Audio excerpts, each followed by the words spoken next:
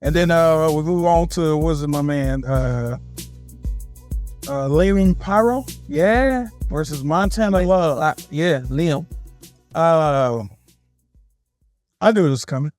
I met Montana Love about 7 years ago, and I knew this is the way his career was going. Just wanted to be a star before he put in the work. I don't know if I'm saying it right. He wanted to stardom, didn't want to put in the work. Yeah. Got talented kids. A lot of people know how to take the easy road, but not a lot of people don't know that easy road, once eventually you got to come around and you got to get on the big road with the big dogs. Because everybody can do it. Yeah. He's at a level now where everybody can match whatever you got. We can match it. What can you do now? He had more skill than that kid, more talent than that kid, and more athleticism than that kid. What he didn't have, that Pyro had mentally locked in. To your point, you said you met him years ago. You don't see him mentally locked in, ready for the work. And sometimes the way we did it, we wanted to work hard on fight on the until and camp, so the fight night was easy. Sometimes camp ain't that bad, ain't that hard, but then the night be hard. And you just like, you got to be locked in for all of it, you know? And he just wasn't locked in. And when things start to go south, he gets frustrated. He starts to lose himself, going to the ref. It's just everything. And I remember the last fight when he got the dude out the ring. Yeah. Was cut. Yeah. He was going through a lot. Yeah. And he's not mentally strong enough. Exactly. Sometimes you just got to lock in. This is a lonely sport. They don't love you at the end of the day. Yeah. Sean King hit me up and he asked me what you think about this fight. Who should I bet on? I said bet Montana. I think he gonna handle it. You know, it's 10 rounds. It's gonna go to a decision. But he should get the decision. They walk into the ring, and I heard one of the commentators say, "We got a southpaw against a southpaw." I text Sean King. I say, "Yo, bet the knockout on Pyro." Oh no, go back real quick. When we were on the phone, I said, "If Pyro wins, it'll be through a knockout." I was like, "But I don't think he gonna knock out Montana." Then I heard two southpaws fighting tonight. I texted, I said, "Yo, bet Pyro on the knockout." I just knew a lot of times when you get southpaw against southpaws, usually it's a boring fight because they're not used to that angle. They're used to the southpaw orthodox angle. They got their mechanics. They know how that works. Usually when you get southpaw against southpaw, it ends up being a boring fight. Yeah. It was a boring fight for 5 rounds, I think 5 or 6 rounds, however many, until the knockdown started happening. Mm-hmm. But I knew if this fight goes rounds and Pyro don't let off and makes Montana Love uncomfortable, he'll get the knockout.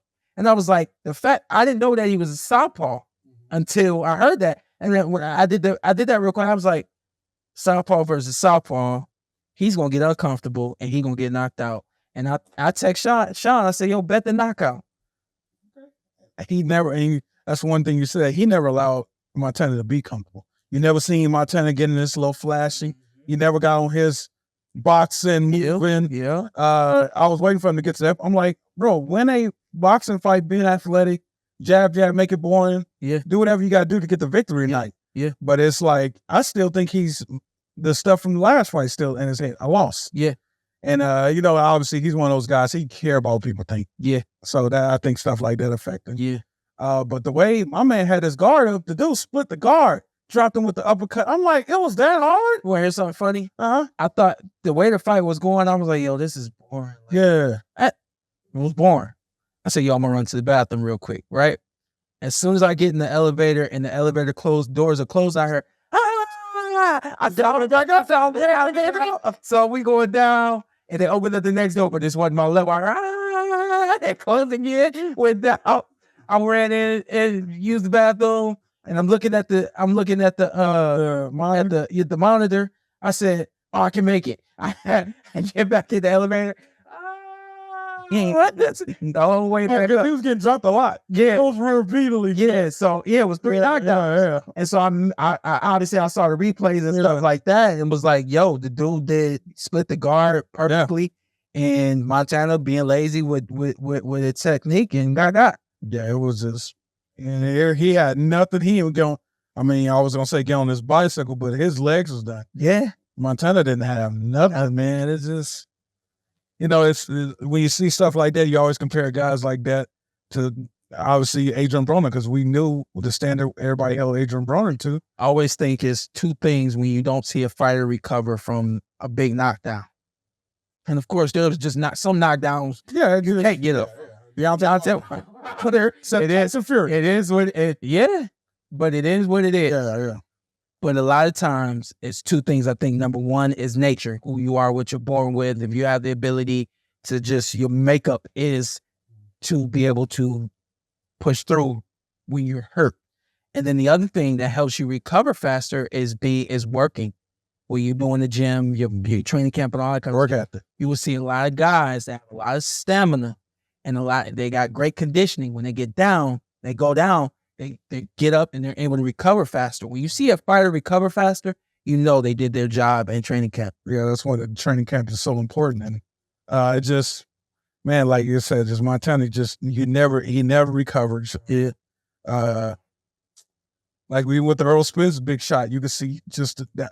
I think that shot was bigger than that shot. Yeah. But you got right back to it, and it's just, man, where does he go from here? I don't know. Ooh. Things about to get. He told the ref, you shouldn't have stopped it. I was rolling with the punches. Mm-hmm. Okay. He wasn't going to get better. No, it wasn't going to get better.